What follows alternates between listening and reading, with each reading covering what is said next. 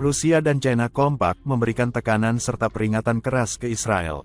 Tindakan militer Zionis terhadap warga Palestina yang masih berlangsung hingga kini, dianggap sudah di luar batas kemanusiaan.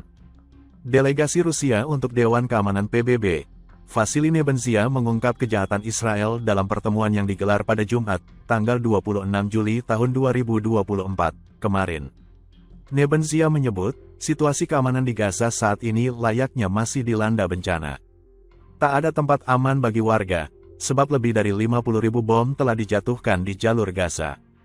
Dikutip dari Al-Mayadin via Tribun News, Sabtu, tanggal 27 Juli tahun 2024, Israel bahkan menghalangi pasokan kemanusiaan.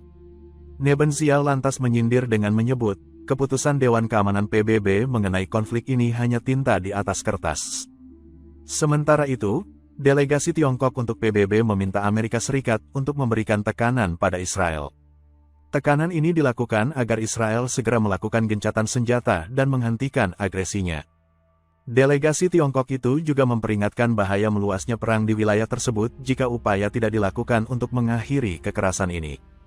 Selain Rusia dan Tiongkok, para pemimpin Australia, Selandia Baru, dan Kanada menyerukan gencatan senjata segera di Gaza.